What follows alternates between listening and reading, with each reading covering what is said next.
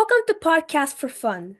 This is the show where we dive into the passion, the process, and the journeys of creative storytellers as they bring their stories to life. I'm your host, Sophia, and today we are joined by a talented writer and aspiring letterer, Josh Carter. Thank you so much for being here, Josh. Thank you for inviting me. So let's start with you telling us a little bit about yourself and your career. Um, you figure I'd be prepared. About myself, I was born in Atlanta. I grew up right outside of Atlanta. Mhm. Uh, I haven't. Um, I grew up there. I live there now. I remain there. So I haven't really lived outside of Georgia. I did spend some time outside of the Atlanta area, but I started getting really interested in writing when I was a kid, about 12, 13 years old. I really buckled down as any literal preteen might, and started just putting literal pen to paper and writing stuff down. I wrote my first, I call it a book, when I Uh-huh. was about 13 years old. It is awful, but I do have it like somewhere, probably behind Uh-huh. me. I keep it just as a sort of a keepsake, right? For that time you wrote a really terrible book when you were 13 years old. Yeah. And I've written since, usually, obviously, until I was a little bit older, not very seriously, and I didn't always apply myself, but I like writing. I used to spend a lot of time on the internet doing like little writing projects, or make a blog about something or whatever. And it was just usually something to get that out of me. And then about 6, 7 years ago, I decided to really apply and actually like work towards making something that other people might see or might be interested in. Uh-huh. The first story I published was a comic. I like comics, always have liked comics. I continue to write for comics. It was in a magazine called The Nib. It's called Secret Agent Man. You can find it on my website. It is available. It's on The Nib as well. And it's a totally true story about an event that happened when I was younger, regarding a scam, and that's the most I'm going to give right now. And yeah, since then I've been working towards specifically like taking myself seriously as a writer and publishing and specifically comics. I love comics. We can talk about that obviously, but that's what I am interested in at this time. Okay, okay. What was that story you wrote when you were 13? I call it sort of a combination of. You ever see the show Monster Rancher? No, you have to Yeah, explain I'm to aging myself right now. me. Um, I call it a conversation. It was isekai before isekai existed. If you know what isekai Okay. is, the anime Yeah. thing. Yeah, so like two people thrust into another world. There's talking animals. There's the fate of the entire universe at stake. It was first person, which made it especially weird as a choice. Uh-huh. Uh, I wasn't the first person. It was a fictional character who was writing first person. Um, but obviously, I mean, you're 13. You're going to put a little bit of your ideal self into your characters. Yeah, and they go about this big adventure with lasers and shooting lightnings out of your hands and superpowers and everything and save the world. I had like two sequels planned. I knew what I wanted to do next. I never got those written, but I did have them like churning, and it never came to fruition. But it was on the agenda. Do you have like an inspiration for it? Did you watch a lot of like fantasy at the time or something? I think if there's inspiration for it, it probably was like an amalgamation of all the various shows, cartoons, anime, books I was reading at the time. I say Monster Rancher because I remember, if you're not familiar with the show, so it's it's like a kid and he's supposed to fight this like group of bad guys or this big bad Mm-hmm. guy. He's got a Mm-hmm. talking rabbit and a wolf. That Oh yeah. Yeah, he just hangs out with his friends who happen to be talking animals, and they go on Okay. these harrowing adventures where they get punched in the mouth a lot. Um, and that was for sure like one of the inspirations. The other stuff, I couldn't place it exactly. Hmm. I like to think I'm creative enough to have made some of it up, but it was probably just a combination of 4 or 5 different things that I thought were cool. Do you have talking animals in your story then? Yeah, yeah. No, there was a tiger. You know what? They were just the characters from Monster Ranch. Now that I think about it, one of them was a talking rabbit, I'm pretty sure, and the other was a tiger that Hmm. had a different name. But it's worth noting that the talking wolf in Monster Rancher is named Tiger. So, so it wasn't the most creative uh, uh, journey I took between an actual tiger and a wolf named Tiger. I did like almost the exact same thing, but I was much Mm-hmm. younger. I was like 7. And then I made like a rip I think it was like a rip off of a Japanese child show and I used to watch. Mm-hmm. What was the show?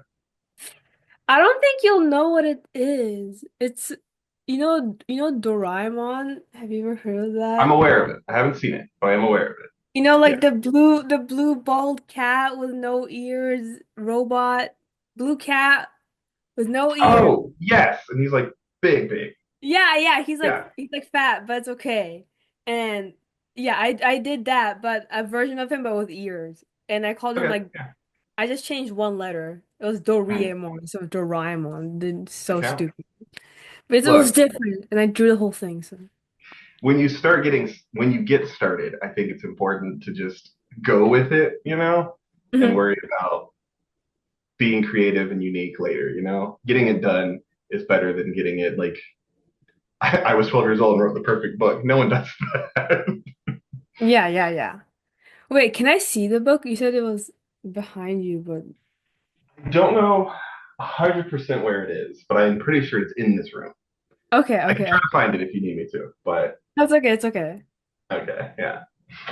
But yeah, so So it's sorry, go on.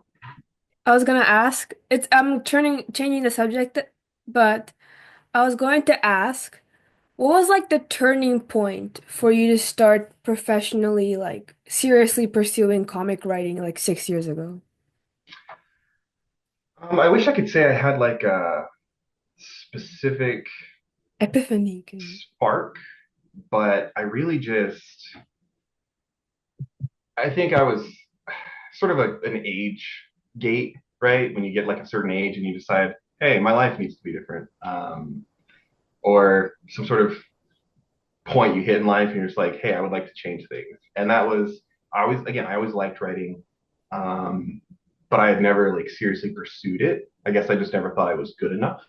Hmm. And sort of what I was just saying is done. Something done is done. You know what I mean? Like something done is something you can show, and you don't get better unless you try. So Yeah. like I'd always been off and on sort of practicing working um, on stuff, but I never really took anything seriously.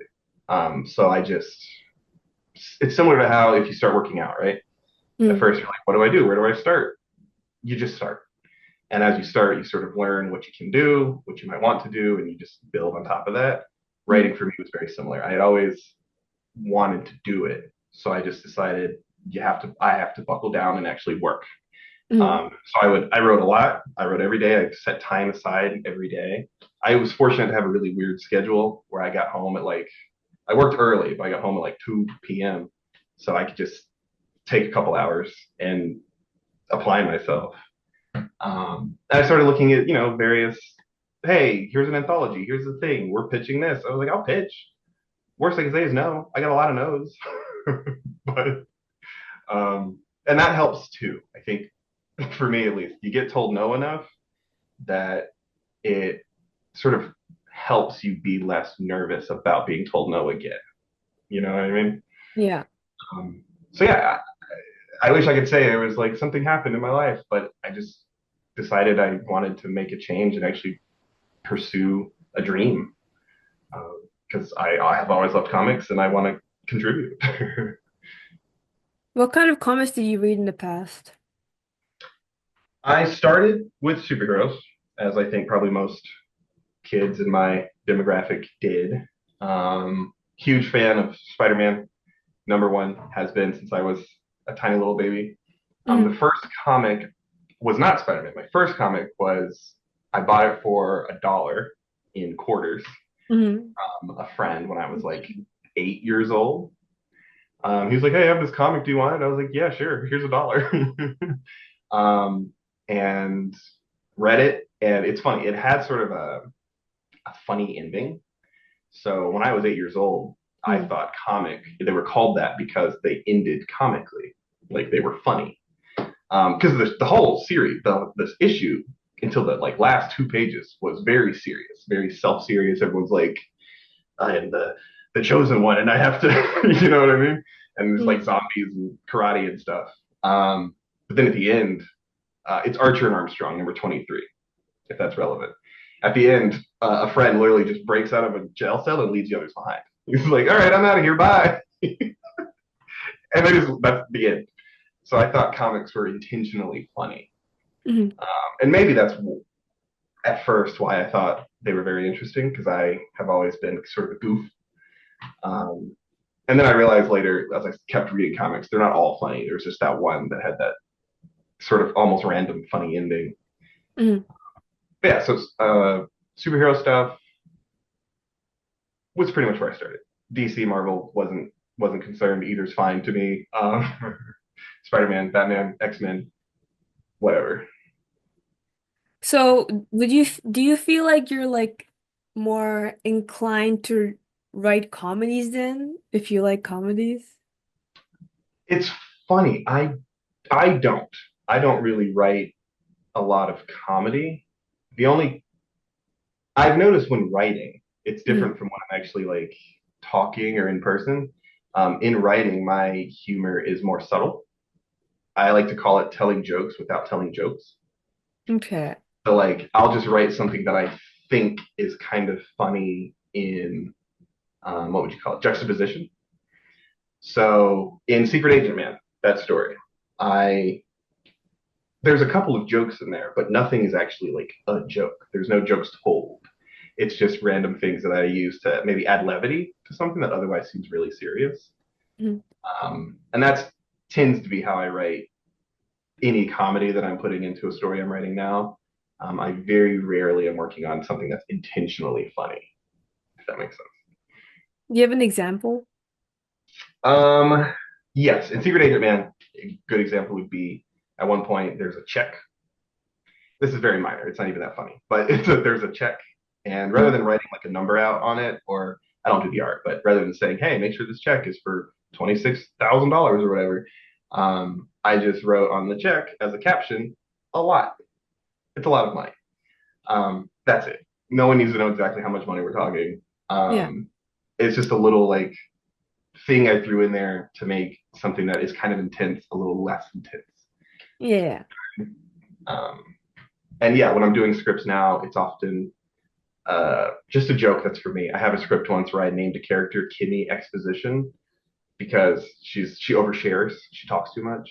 Hmm. So she's my exposition vehicle, right? She just Hmm. does that. And so her last name is Exposition because I just thought it was a little bit funny without being like a joke. Yeah, yeah, yeah. That's kind of like how like Akira Toriyama names his characters. They're all named after vegetables or something, you Yeah, know? yeah, vegetables or clothing or whatever he decides is funny. And One Piece does a similar thing. Hmm. Um, Oda, the creator, said that he chose rubber for the main character's power because it always looks silly. So no matter how serious things get, it's always going to be a little bit funny, you know? Hmm. And it has helped keep the tone from being super serious. Do you still draw your comics? No, I have, unfortunately for me, because I want to make comics, I have no artistic ability. I did, when I was really young again, make like little one-shot comics that Hmm. were very stick figure.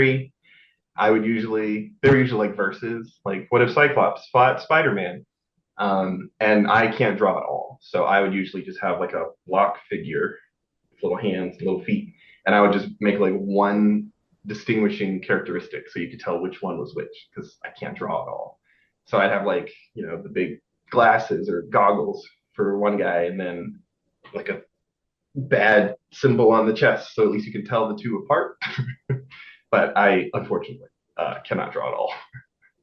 So how did you find your like illustrator? So that was honestly, it depends on what you believe, right? If you're a person who believes in manifesting, I guess I manifested him. Manifesting? It was a coincidence. We happened to work at the same day job. So I came into this new company. Hmm. They were just, as you get to know people over time, and people found out that I was into comic books, and they're like, Hmm. "Oh, Calvin, that's his name, Calvin. Calvin's really into comic books." And they had told him the same thing. Hey, there's a new guy, Josh. He really likes comics. And Calvin had the same sort of reaction I think a lot of people do, especially in the mid to late, 2010s, 2020s. Someone likes comic, that means they watch comic book movies and they just like, oh, I like Guardians of the Galaxy. You know what I mean? So Yeah. he didn't take it very seriously. He didn't. Lots of people say they like comics, but they just watch the movies, which is fine. We love the movies here, but it doesn't mean you're into comic books. But then later we actually did run across each other. We started talking, got to know each other. And he was like, no, we actually both enjoy comics. Like I buy comic books every week. I go to the shop and I get them. And he was like, okay, me too. We went to different shops, but in the same, again, we're both near Atlanta. Yeah. Um, so it was just, we never come across each other outside of that. But then he was working on a story and, we got to know each other better. We bonded over that comic thing. And then we started talking about, and he was just like, hey, how does this sound to you? So I was like, I'm a writer. He's like, that's weird. I'm an artist. um, and obviously he does some writing. He created the story. But we just talked more and more. And then it sort of worked out where we both decided it made sense to go all in and try to make something happen. So that's how we started working together. Wow. That's so nice. I Yeah. have to find mine on the internet. Like, does people want to draw for me? I mean, I draw too, but I have some people help me too. So, Yeah. No, I get no? it. Yeah. It's funny because part of the reason I joke about manifesting is part of my goal at that time was to get a good script together and Mm, then save up the money to pay somebody to write to yeah. illustrate it because I knew I couldn't, right? And I just don't theoretically I could teach myself, but I'm so bad it's going to take years. So I was like, what if I could just get somebody that can help me with it? And Mm. we happened to come across each other, and we could both like contribute our side of what we can help with. So yeah, I mean, I call it luck, but if you're a manifester, then I manifested. So what's the difference going from working alone to working with a partner? Comics, it's really interesting, especially when you start working with a partner, because unless you are one of those, unique, I'm very jealous of those people who can do both, like at maximum level. Um, Most people are typically good at one or the other, right? Mm. If you're gonna be honest with yourself. So working with somebody else, I'm the writer. So I try to envision what it's going to look like on the page and what should happen here. Mm. But when you actually add art and someone who can make what's in your brain happen on a page, it's totally different from writing words down. So it's very, very collaborative in a way that I think a lot of people don't necessarily realize. Mm. At least for Calvin and I, we're very, what do I say, give and take, but not really. It's all give, or it's all take. We're very Yeah. happy with how it's worked out. Um, I'll say like, hey, on this page, let's do this, and he'll come back and be like, okay, but I did this, and I'm like, well, that's amazing. And then sometimes he'll say, hey, I just want to like go all out on this. Like, what's the best we can do? And I'll take a script that's already done. He already knows what the frame is going to be, and I will add to it. I'll start adding details and adding like explanations. Like instead of there's a storm or whatever, it's this is like the end of the world. I'll insert pictures of like the craziest storms I can find on the internet, and just be Mm. like, make it look like this. Or literally, we wrote a garden, and I found like the strangest gardens I could find, like the coolest gardens I could find. And I was like, take this part of this, and this part of this, and this part of this, and make that a thing. and that helped him with the garden, which looks phenomenal on the page. Um, Come up with something that neither of us would have thought of on our own, just because maybe we're not familiar enough with exotic plants. You know what I mean? Mhm. So All right, it's so always, yeah, sorry, but it's always adding to each other rather than taking anything away. mhm. So your vision's very detailed then if you can be like, oh, I want this exact part, but I don't want this. This is not in my brain, you know? Yeah, exactly. So it's a balancing act because you never want to like fully indulge because Mhm. in comics you only have so much space, but we make working collaboratively, we make each other better. And that's what a good team does, I think. Have you ever read like mangas before? Of course, I have some right there. Do you prefer mangas or comics? I prefer comics. That might just be because that's what I started with. When I was Mhm. a kid buying comics, manga wasn't available. Um, and then when I Yeah. got a little bit older, it became a little bit more available. But it was a good 10 years before you could just go to the store and buy a manga. Mhm. So I still prefer comics. I also do, I'll admit, I have a bias. I like that they have color. um, Manga's great, but I do like to see things, in that full color um, Western comic style. So is color the only reason why you prefer comics over mangas? Um, it's not the only reason. It's probably the one of the larger ones. I'd probably also say I do slightly prefer. Well, it's going to depend on your genre, right? Mm. If you're into powers and superheroes and stuff like that, um, that classic manga trope of everything having a name, an attack name. Mhm. It's never made a lot of sense to me. Although I recently heard something that might make it make a ton of sense, and I appreciate a lot better now. Um, and I think comics, I could be wrong, but it feels like comics are a little older, which means that obviously not in total, right? But on the whole, the industry is a little more mature in that sense. Mhm. It seems like a lot of this is true of comics too, but it seems like a lot of manga is more oriented towards teenagers and kids. But there's obviously a huge world of both manga and comics that are for adults that tell Mhm. serious stories. But I feel like on the comic side, and this could just be my ignorance, but on the comic side, I feel like a lot more of those mature stories are told through comics. Am I making sense? Kind of. So you're saying that comics are kind of more for adults and They mangas can. are for pubescent teenagers, you Yeah. know? And I say this knowing that 85% of American comics are actually made for teenagers and below. Yeah. Um, I'm just saying maybe like 88% of manga is a small difference. But I could also just not be very familiar with um, manga enough to know for sure. I don't know if you're right because to me a lot of mangas are they say there's a whole genre called seinen, which is just for like Oh, yeah. it's for older men specifically. I don't know why. Yeah. Yeah. Yeah. No, yeah. And I am familiar with it. Obviously, shonen is like the most popular types of manga. We got Yeah. seinen. I think it's Jonin. Um, there's types. There's at least four Yeah. major categories. And yeah, seinen is for like older people. I still thought that was for like 20s and below, but I could be totally wrong. Again, I think it's wrong.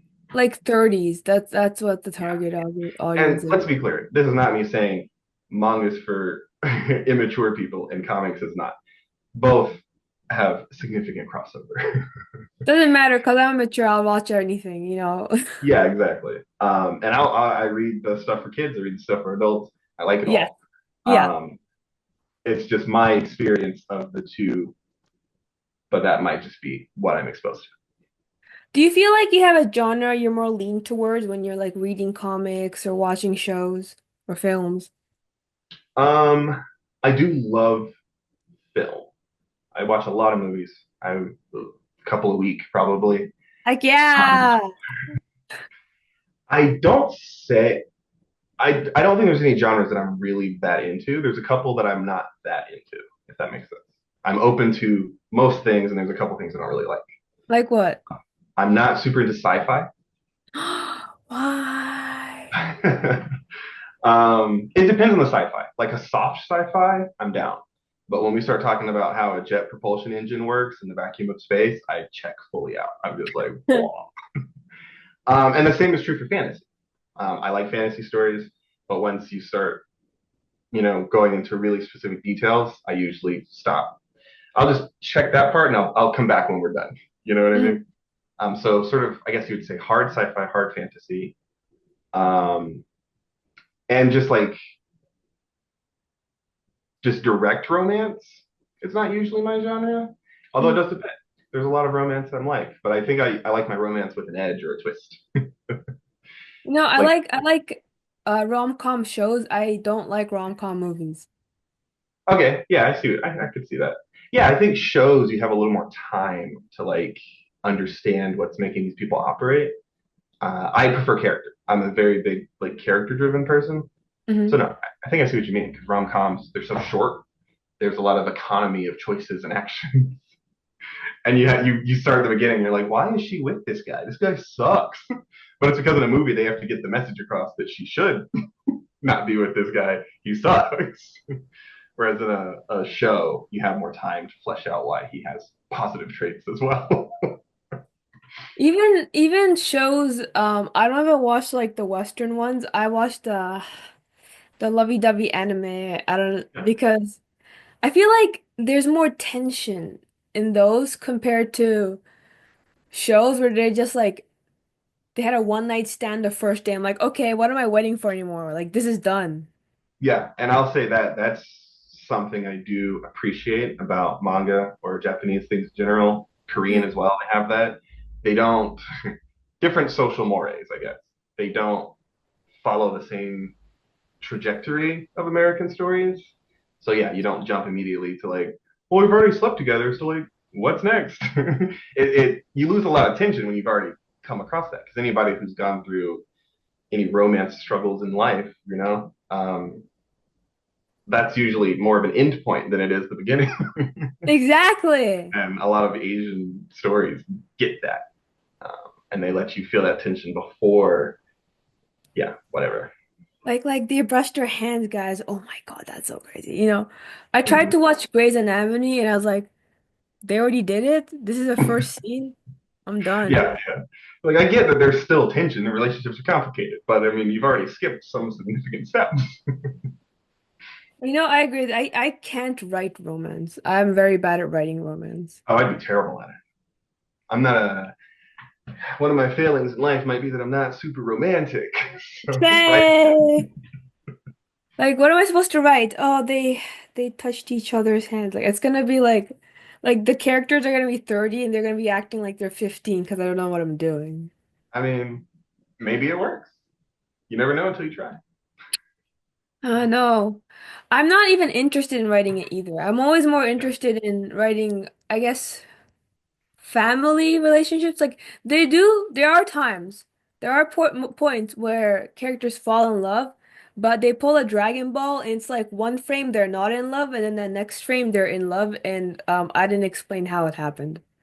Yeah, you know, life happens in the background of the main characters, so you don't need to explain everything, right? Exactly. That's what I'm saying. Yeah, I've been there. Um, but that's a true thing. I think I when I'm writing, especially, I like to have a fleshed out world, but I Hmm. don't necessarily need it explained. In fact, for me personally, I don't want it always explained. If it's relevant to what I need to know to get the story, absolutely, please tell me. Yeah. Um, but the idea of starting with lore, I Yeah, don't get yeah. it personally. Like, tell me a story and then I'll get the lore later. Like, you should be able to mix it in as you go. Yeah, yeah, That's yes, my yes. personal. So yeah, I mean, it's not a joke really to say like life does happen in the background of stories. Things should happen without necessarily getting a spotlight, either because you didn't want to or you can't. But people's lives still change. Even Mhm. background characters don't have to stay static just because they're not the focus. Exactly. You know, does that mean you don't like Star Wars? Because there's like a fat exposition in the beginning every time. Um, I'll give that one a pass. Um, I like Star Wars. I It's at a least hardcore sci-fi though. yeah. It's not. Star Wars is sci-fi fantasy. It is like it's sci-fi setting, but it is Okay. fantasy what's happening. Like they don't actually bother explaining how any of the weapons or technology Mhm. works. Yeah, it's just cool, right? They're like, hey, what if we're in space, but everything's just like, I mean, they literally have fantasy powers. They can pull and push and shoot lightning. And none of that ever has like a hard explanation. I Yeah. know like, if you go really deep into it, there are explanations for all of this. I get that. But in the movies, they're not like, well, lightsabers function this way because there's a thing, whatever. They don't bother with it. There's like it's a lightsaber, you turn it on, it's this long and it cuts through. Yeah. But a brief setting like explanation, which is what Star Wars does, sure, right? Sometimes you got to know why you're even looking at what you're looking at, Yeah. especially because technically the first Star Wars movie is part four. And so if Mm. you're going to start a movie at part four, you should probably have at least some explanation for how we got here. Um, but it's just when you go too deep into it, you see there's entire movies that come out now where it's like 10 minutes of just telling us how we got to where we are now. It's like, well, why are we doing this for 10 minutes? Like, if you're Yeah. going to spend 10 minutes of the movie on it, don't start with it. That's weird to me. No, you're like, oh my God, I'm bored. Like, my. Yeah, honestly, because I'm not connected to anything that happens yet. I Mhm. don't know anybody. I don't know the name of anybody that's even involved yet. So like, it's really hard to really care before you even know why. So, are you not a big fan of world building? It's complicated. I think world building should be organic. Um, and that's what I mean. So I think for me personally, I like it when you start in a fully developed world and then you explain as needed or explain as it's relevant. Um, it's funny because it's not my favorite example, but anime Mhm. manga has a big habit of right before your villain is defeated, they give you the whole backstory of telling you why they got to this point. And that is a better way to do it than just front loading all of it. You know what I mean? Imagine a character is introduced, and rather than learning later, they just immediately start with like, "Here's my entire backstory." Like, I don't Like, even know you, bro. it's like my mom died in a car crash, prepare to die. I'm like, Right. So that for me is a better way to do it than front loading all of it. And mhm. world building is very similar because that's what that is, right? When you're character building, but you're doing it after you care about them already, or at least you're invested in whatever's happening. World building, I think, should be similar. Like, please, yes, if I need to know how this particular power works or why the government is set up this way, please do tell me. But if you start there, it just reads like a history textbook. And I'm usually not reading comic, manga, book, watching a movie because I want a history lesson. Oh my God, my biggest pet peeves when I watch shows is when they start getting political. Like my brain turns off. I'm like, okay, Yeah, I'm lost. yeah, especially if it's very specific politics, because like political intrigue is part of a lot of stories that are really good. But they're not talking specific issues; they're usually just letting you into the insight of like how things get done, and the tension there. But yeah, no, I tend to agree. Once you start talking about like very specific policy points, it's like, are we going to talk about taxes? That's a choice. Like even if it fits well, maybe I'm just like I can't understand it well. I watch, Attack on Titan. Yeah. I think in like season three, especially season four, the beginning, it was like 90% politics. Yes. I had to stop every 2 seconds and be like, what the hell is going on? Let me just read back. Yeah. I No, thought I agree. I thought I understood I thought I understand Japanese. What's happening right now? Yeah, I know what you mean. That's. Attack on Titan is one of those things. It got a little bit too involved in the politics of it. I think because there were scenes in seasons one, two, three, they were a little more digestible because Yeah, it was intrigue more than it was specifics. But then, like you said, near the end of the series, it just kind of got very like you would just watch a meeting, like a diplomatic meeting. You're like, I why are know. we doing this? This is a choice. Okay. And yeah, it was a little for me too. I agree. It was a little hard to stay fully invested until the Titans came back out. You know, this show I'm watching, it's called The Gate. It's about like what happens if there was like a big gate to a fantasy world that opened up in Japan. I don't know if you've Okay. ever watched it. Hey, And is it a little bit older?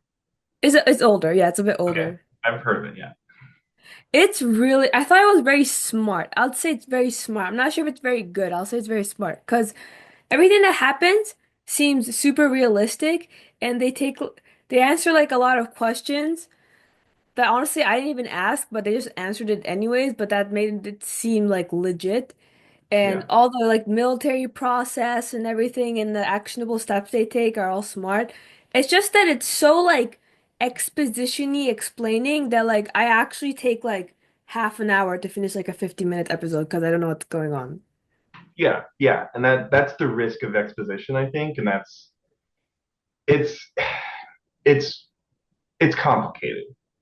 There's no easy answer to world building because if you front load it, great, you get it out of the way.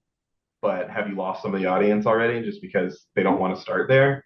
But if you do a lot of exposition in the middle, then you have a lot of that situation where it's as you know, and they explain something that everybody in the world already knows, but the audience doesn't.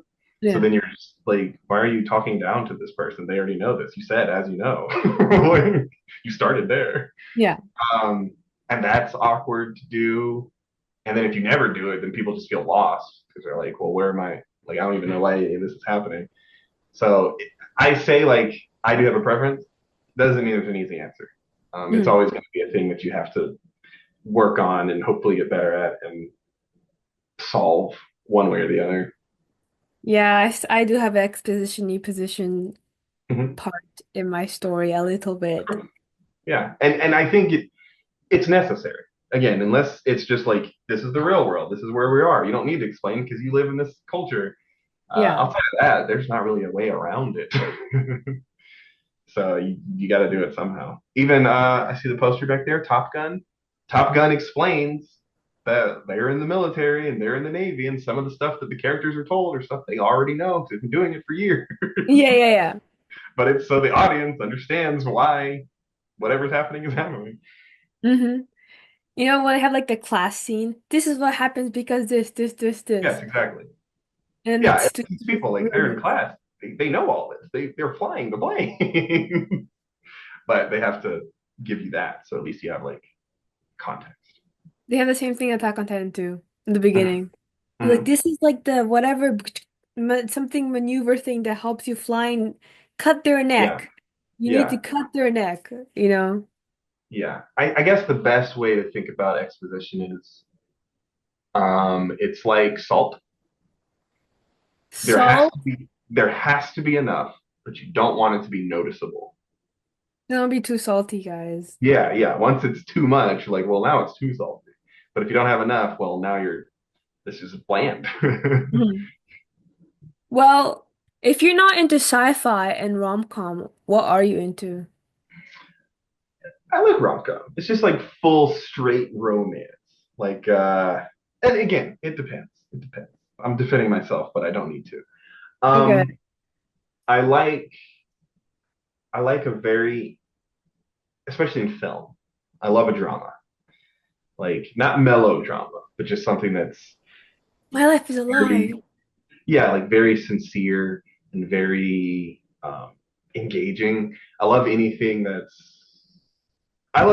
seems like it comes from someone's heart. You know Mhm. what I mean?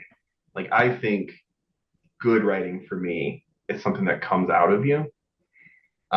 So I like anything that engages with you on a like a very deep, emotional, spiritual, intellectual, any level. Pick one, pick all three. But something that really tries to engage with its audience and make them feel anything. It could Hmm. be anger, it could be sadness, it could be joy, just something that makes you feel. You know what I mean? This is why a lot of comics are. Often it's joy, but also there's tension, and, suspense and hope. um, so yeah, so a good drama. I love a crime story.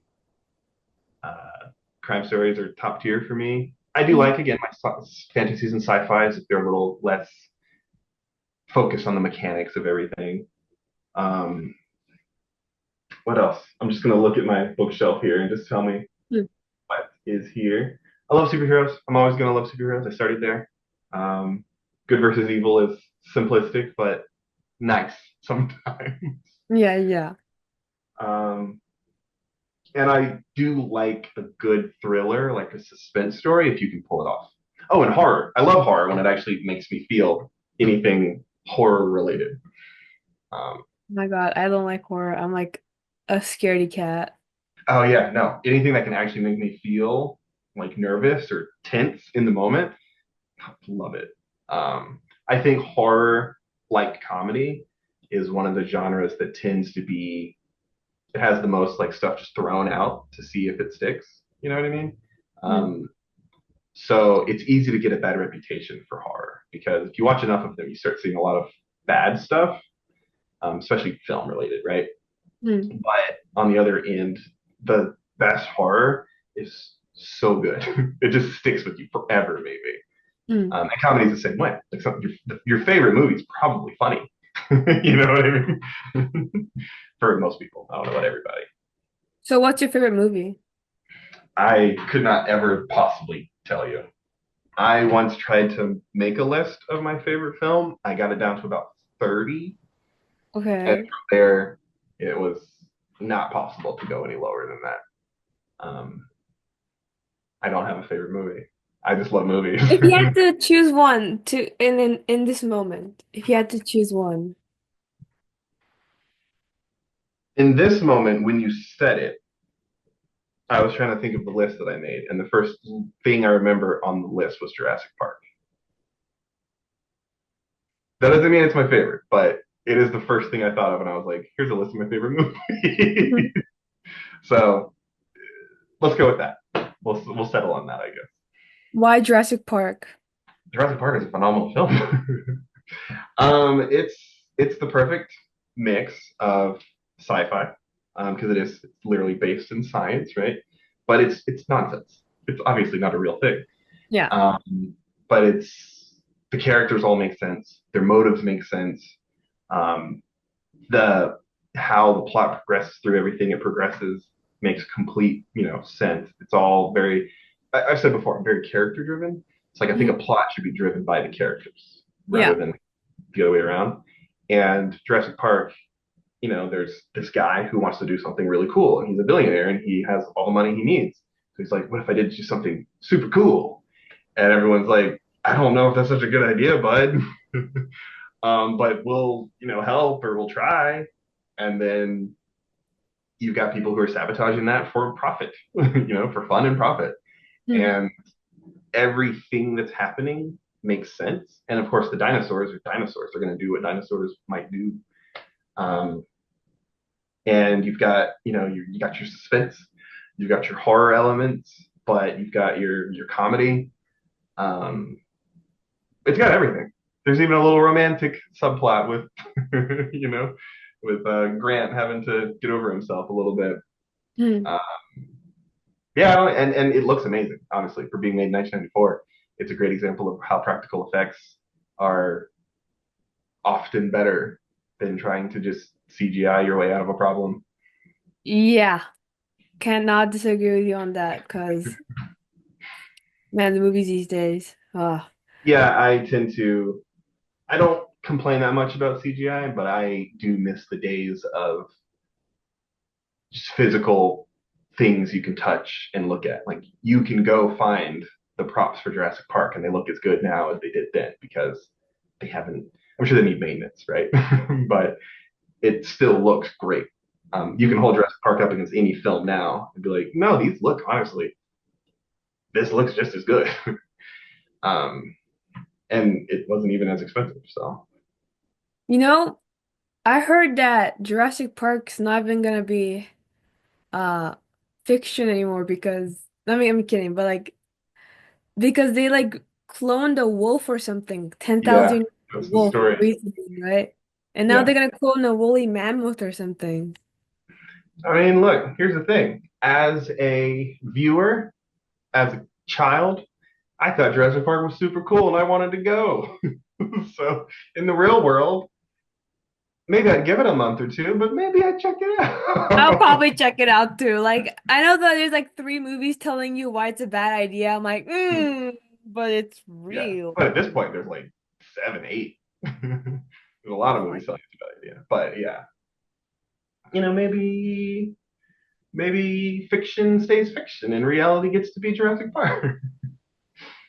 You know, I feel like old movies, they weren't as expensive, and that might be just because of inflation or whatever, but also they were able to tell cool ideas because I remember looking back at Back to the Future, a scene from Back to the Future, and it's like there's no like something anything special. It's literally just like actors, right? Yeah, In a diner, not yeah, even any music, and it was an interesting vi scene to watch. But if you would watch the same thing, if they remade it today, it would have been full of CG, full of like music, I'd say, and a lot of saturated colors and a lot of exaggerated shots, I'd feel. yeah. And I think some of that is style, like styles change over time, but I fully agree with you. A lot of it is practical.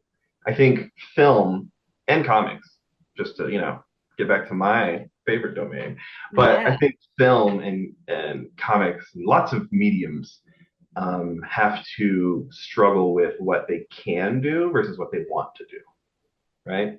Because Mm. if CGI existed in 1989, 7, when Back to the Future was made, that's a completely different movie. They would have made a different movie because they Yeah. could have made a different movie. But things like, yeah, anything, especially Star Wars, Back to the Future, Jurassic Park, Terminator 2, they have they just have limits. They can't do certain things that they, like in their mind, they're like, oh, that would be so cool. I can't do it. But they find ways around it, and you have to find ways around it. And sometimes limitation actually enhances your story rather than Jaws is a perfect example of this. I don't know if you know the story about Jaws, but um, yeah, the shark is apparently terrible looking. It looks terrible.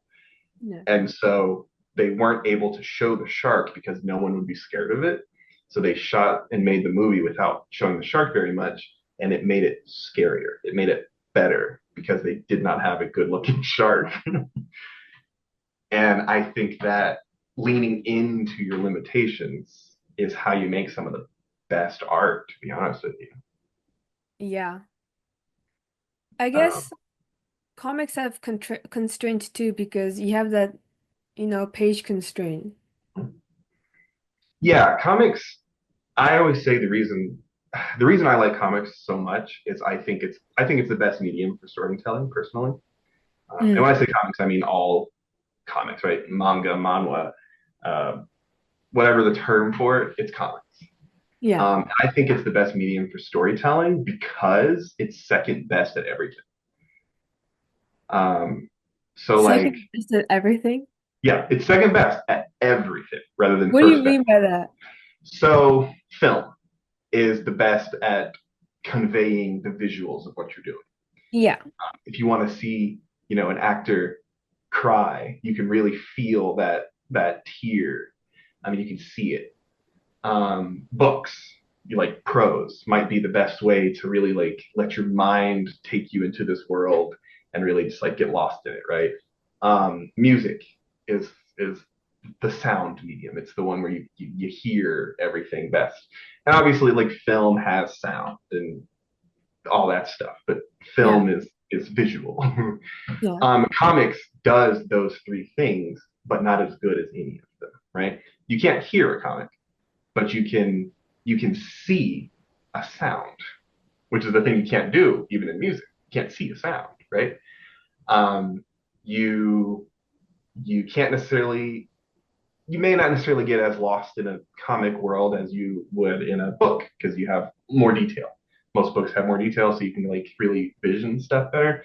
But in comics, you can still very much like throw illusions into the background, or help you get lost in that world, um, without necessarily having all those details, because you can visualize details, you could draw stuff for people to see. Mm. Visuals, obviously, music doesn't have visuals, books don't have visuals, but you can draw something on a page and say, you can still get that tear. It doesn't necessarily move. You know what I Yeah. mean? So it's any other medium is probably the best at one type of thing. But comics is second best at all of those things, which I think makes it first best overall. Because would you rather be an expert in one field, or would you rather be the second best person on the planet at every field? Right? Like if you know, you haven't won let's see, you're not the best quarterback, but you're the second best in the world.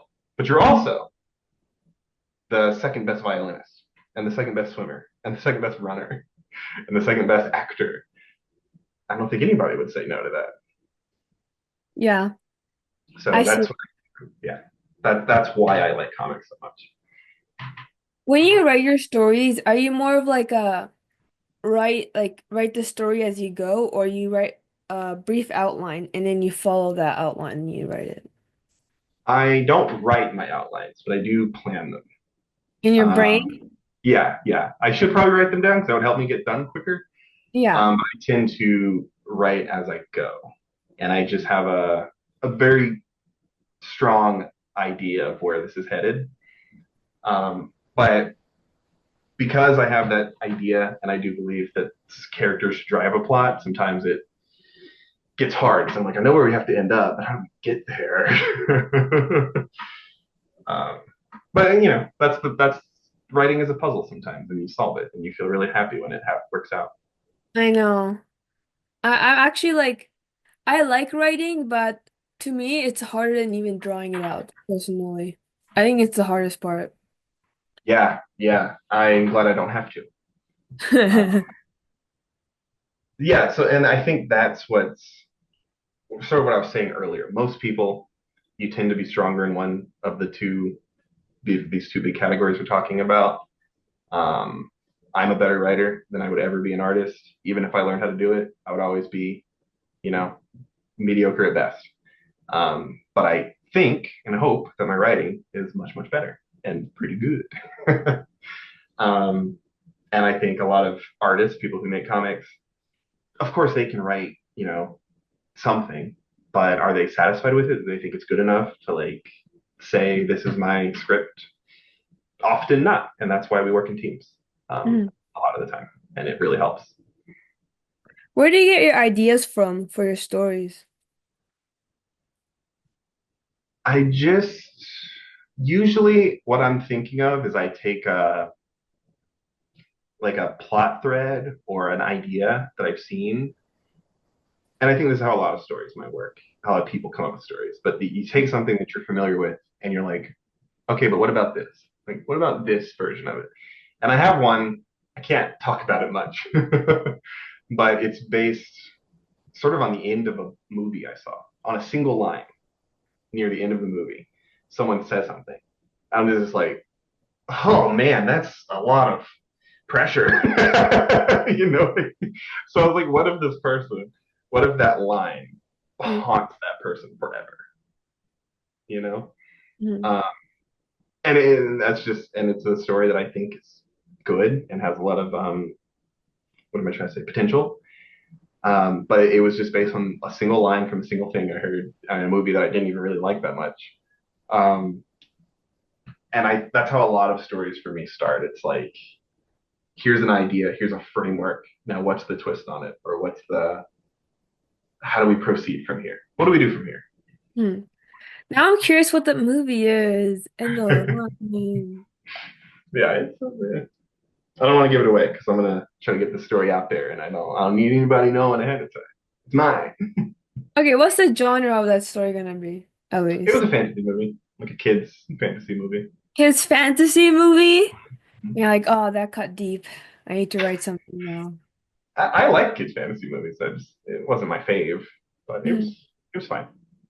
I really like Pixar movies because it's like kids' movies, but then at the end it makes me cry. Yeah, Pixar is a great example of what I was talking about. Pixar movies are so often heartfelt and they're just so sincere. I really appreciate sincerity. I think Mhm. a lot of modern culture and modern movies and stuff are very sarcastic. Like they don't want to be very sincere because it's cringy. I love sincerity. Pixar movies are very sincere. Um, and yeah, it's like you said, they're fun, they're cute, and then at the end you're usually crying. And I think that's a great sign. Mhm. Like, the movie Up? Yeah, Terrible for your heart, guys. yeah. The first 5 minutes is traumatizing, but it's a good example of exposition. That was beautiful exposition. Yeah, and so they exposit where how we get here by showing you a story that you can immediately latch onto, care about, and most people are crying by the time it's over. Like that's great exposition. Um, and it's done right at the front. It's front loaded, but it's right there and it's engaging and it's perfect. Mhm. Uh, and I've never heard anybody say a bad thing about it. I'd be very surprised to hear that person's opinion. I'd be like, Um, I'm never watching a movie you're recommending again. yeah, yeah. But there's an art to everything, and Up is a good example of that. And did I cry at the end of Up? No, but I already cried. I got my cry in. I'm good, and it was still excellent. I love the movie. It's great. I also really love Monsters Inc. You know how you're talking about like the not looking at Jaws and Mm-hmm. not seeing Jaws? Okay, this is different because you do see Boo the whole movie. Mm-hmm. Um, a little. Do you watch Monsters Inc? I mean, you probably watched I've it. not seen it. Don't judge me. I've not seen it. It's on my You list. haven't seen it? Okay, I'm not gonna talk about it, but you have to go see it. I That's mean, I kind of insane. know some of it. That's that's a sin. You need to go watch it right now. That's so Yeah, next. I can't it's on believe my it. list of things to watch. I haven't seen. I cried at one. That's the only one I'll say. But also, I like go into a movie wanting to be emotional because I want to be like, indulged into the movie. I'm Mm-hmm. the type of person where if a cliche twist happens, I'm stupid, so I don't realize it, and I always go, oh, and everyone's like, we saw it coming. I'm like, I don't know, I didn't see it coming. Ah, that's cool. I like that. I think it's kind of what I was just talking about. It's a sincere approach to movies. I feel like a lot of people try to outsmart the movie they're watching. They're Hmm. trying to think their way out of the experience of it. And I think just what you can do of just engaging and being surprised by everything, even if it might be very obvious, but you're like, oh, I get to be shocked. That's nice. I have seen so many, and I don't even do it on purpose, but I'm like, oh, I definitely saw that coming. And it bums me out. I wish I could strip that part away and just experience it as it's wanted to be. You know what I mean? Because I feel like a lot of that can contribute to the idea that it wasn't very good only Yeah. because you weren't personally surprised. And it's like, yeah, but the mechanics and the everything is still great. You just weren't personally surprised. That's not the movie's fault, really. I don't know. But then there's yeah. The worst thing, okay, I do like recently notice myself trying to find loopholes or of in stories, plot Yeah. holes. And I'm like, oh, does this make sense? But then that ruins the whole experience of the movie. Like I could have just gone in blank. Sometimes I think a movie is good, and then someone mentions a plot hole to me, and then I realize, oh, maybe it wasn't that good. Because I didn't Yeah. think of that when I was watching the movie, you know? Yeah. And that's a yeah, that's kind of an example of what I'm talking about. It's almost like people are trying to convince themselves that they don't like it, Hmm. or if they didn't like it, they need to find a reason for it. You know what I mean? I've heard people tell me like, "Oh, I didn't like this movie. Here's why," and it's like a single example of something that's not how it works in real life. I'm like, it's a fantasy movie. Like, you're correct. It's not how it works in real life. If that's the reason you don't like it, and I don't believe it is, that's a really silly reason. But it's really just like trying to explain the emotional reaction of not liking it. And you don't feel like you can just have honest emotions, so you have to explain it. It's like, no, you can just feel that way. That's fine. Yeah. So Next time I watch a movie, I'm just gonna go blank-headed like I'm 5 years old. That's my Yeah. I think the point that I make, I think, in regards to this sort of thing is spoilers, or twists, right? What's your favorite movie or story with a twist? mm, the first one that comes to my head, it's not really a twist, I guess, but I liked Wreck-It Ralph.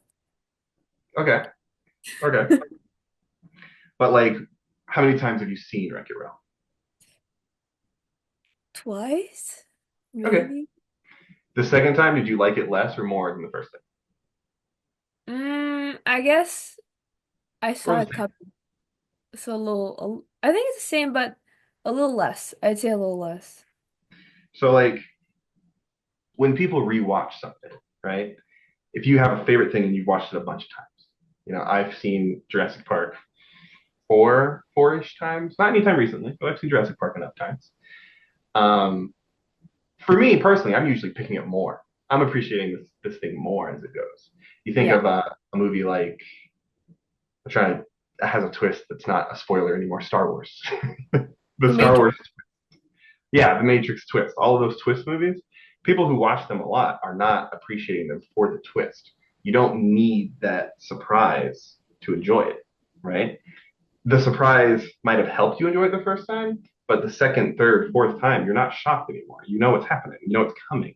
Mm. So if you can still enjoy that despite knowing what happens every time, why can you not enjoy a movie just because you figured out what the plot was going to be the first time you saw it? Am I making sense? Yeah, yeah, yeah. But I'd rather not know. Yeah, of course you want to preserve the surprise, but it's not the surprise or the lack of knowing that makes it good. And I think when someone is, well, I knew it was coming, so that can't be good. No, that's not the case. Maybe they wanted you to know it was coming. That's what Mm. foreshadowing is. Foreshadowing is, hey, this is going to happen. You ready? And you should still, hopefully, it still hits as hard. Have you ever watched Spider-Man No Way Home? Yeah, of course.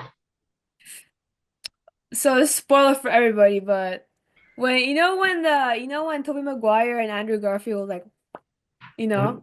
and then everyone was like, "Oh my!" Like everyone started screaming. That's what happened at my theater. I was Yeah, the me too. loudest person in there, but yeah. And because I always go in not expecting anything, so I didn't expect anything, and I saw Tobey Maguire, and I was like, "Oh my God, that's the Spider-Man I watched when I was like 6 years old. That's crazy." Yeah, So I feel like I watched the movie twice, and it didn't. Honestly, it wasn't as enjoyable, like incomparably as enjoyable because the first time you're like, "Oh my God, like they're here. That's so crazy." right. The second time you're like, "No, I saw it coming, so I don't know what to expect anymore." You know? Yeah, and that's an approach. I mean, obviously, people can have whatever feelings they want about things. That's what I'm trying to say here. I just, I encourage people to feel them authentically rather than try to talk their way out of whatever they're thinking. You know what I mean? I think audience has an important role to play in a lot of film too, like who you're with, or even your mood, or how you're doing it. I've seen movies where I was kind of grumpy, and I was like, I didn't like it, and then I watched it again later, and I was like, no, I loved it. That was amazing. What am I doing? Napoleon Dynamite. First time I saw it, hated it, hated it. I watched it again a little bit later, and I was like, no, I get it now. This is really funny. I like this. I don't know what was going on the first time I saw it, but I definitely like had a different reaction to it for whatever reason. That's so real.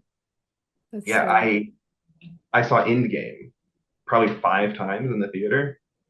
Um, but my favorite time was number four, and I remember exactly why it was number four.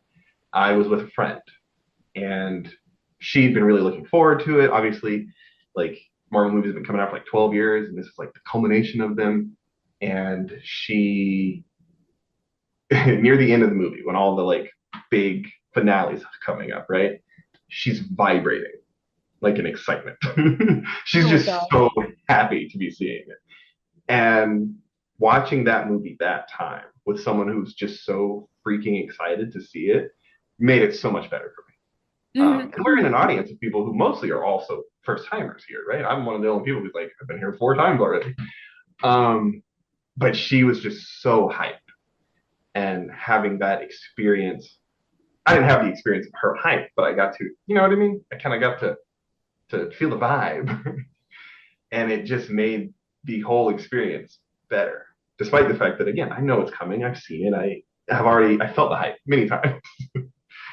Um, and it was just nice to experience that sincerity, I guess is what I'm trying to say. You know, she wasn't trying to Yeah. hide the fact that she was excited or anything. Um, and it was nice. I liked it. And that's how I think if I could approach every movie like that, I would. Every You know, story, period. yeah. I love showing people who I like.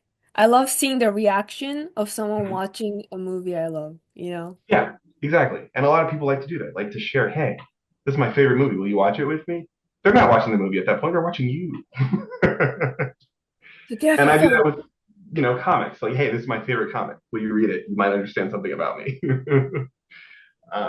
Books, albums, whatever your thing is, right? I think people share. I guess going back to what I was saying is the best art often is part of somebody, and it can become part of you.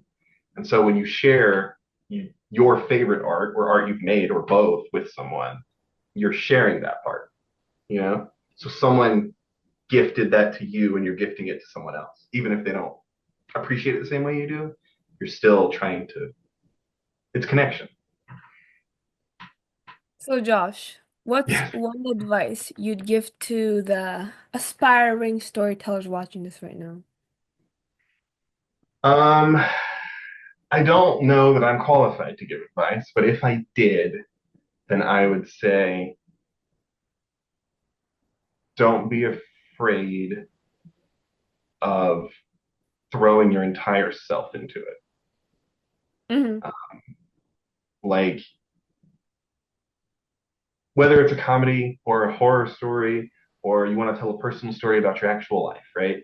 If you're here at the point where you're like, I want to write this, I think you have to fully invest that part of yourself into it. Hmm. Once you start hiding those parts, it becomes less than what it was, and it's not gonna live up to your expectations because you didn't let it. Does that make sense? It's almost like Yeah, you don't want it to because you're pulling back instead of going forward. beautifully said. Yeah, hopefully. And where can our amazing listeners find your work? I have a website, jcarterwrites.com. Anything I publish in the past and in the future will be up there, at least as a reference point, and hopefully links to like where you might be able to get it. You can find me at various cons, especially in the southeast, but not exclusively. Hmm. Um, and I'm on all the socials, Instagram, Blue Sky. I have a Twitter technically.